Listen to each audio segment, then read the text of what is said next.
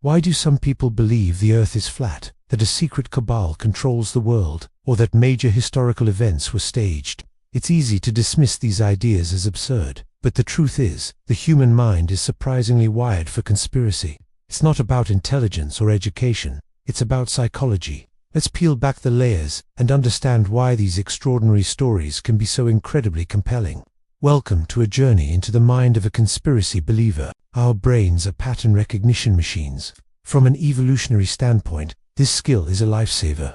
Seeing a rustle in the grass and assuming it's a predator, even if it's just the wind, is a safer bet than ignoring it. This is called patternicity, the tendency to find meaningful patterns in meaningless noise. It's what makes us see faces in clouds or hear whispers in static. In a world overflowing with information, our brains are constantly connecting dots.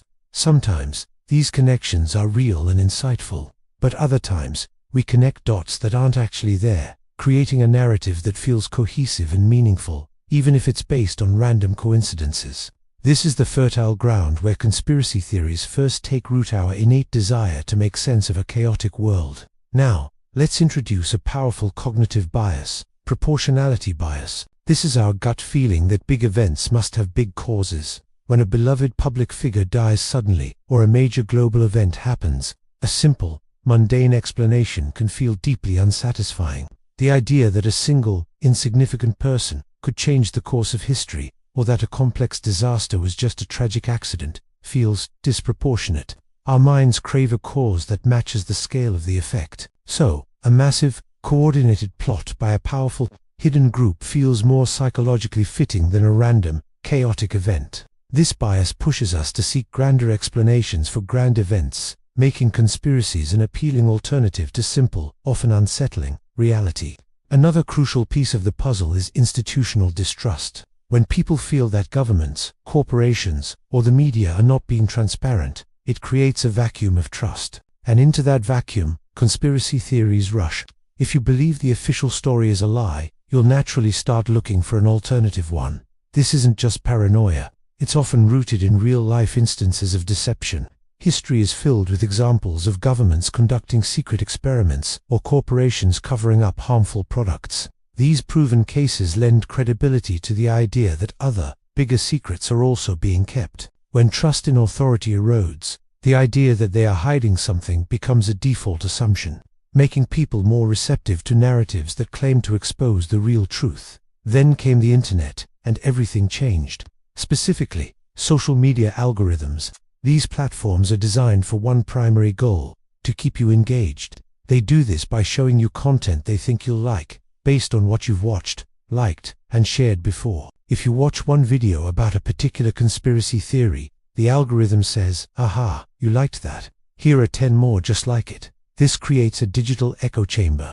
You're fed a constant stream of information that confirms your budding beliefs, while dissenting views are filtered out. It's a personalized reality bubble that can make a fringe theory feel like a widely accepted truth. You're not just finding information, the information is finding you, reinforcing your views and pulling you deeper down the rabbit hole. This digital echo chamber quickly evolves into a real sense of community. For many, believing in a conspiracy theory isn't just about holding an alternative belief, it's about belonging to a group. It's a social identity. Inside these communities, members find validation, friendship, and a shared sense of purpose. They are fellow truth seekers, united against a world that misunderstands them. This community provides powerful social reinforcement. Doubts are discouraged, and confirming evidence is celebrated.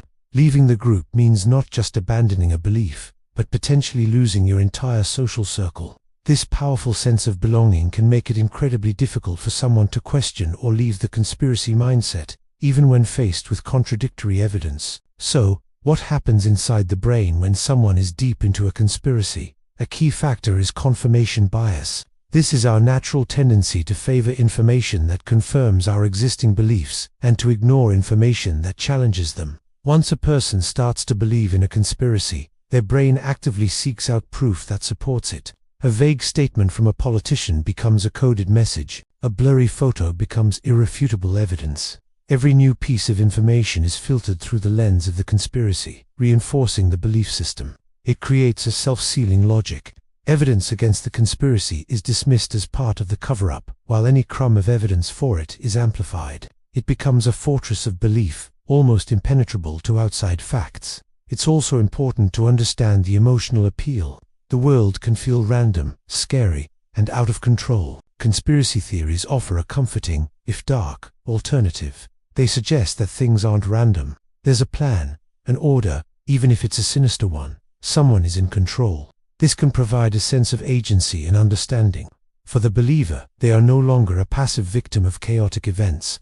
They are one of the enlightened few who know what's really going on. This feeling of holding special, secret knowledge can be empowering, giving them a sense of superiority and control in a life that may otherwise feel powerless. So, how do we talk to someone who believes in conspiracies?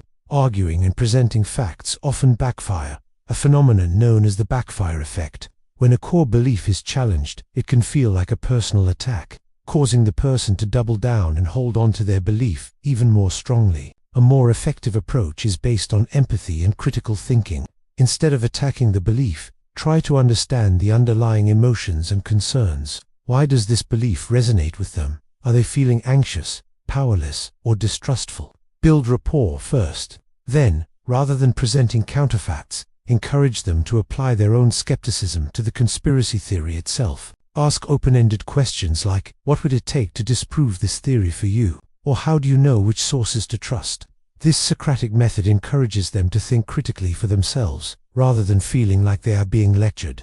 Ultimately, the psychology behind conspiracy theories is not strange or alien, it's deeply human. It's a cocktail of our cognitive biases, our emotional needs, and the social environments we inhabit. We all have a brain that seeks patterns, craves simple explanations for complex events, and yearns for a sense of belonging and control. Understanding these psychological drivers doesn't mean we should accept harmful misinformation. Instead, it allows us to approach the issue with more empathy and effectiveness. It reminds us that fostering trust, promoting media literacy, and encouraging open, respectful dialogue are our best tools. By understanding the mind, we can better navigate our shared reality. Thank you for watching. If you found this exploration interesting, please like, share, and subscribe for more deep dives into the human experience.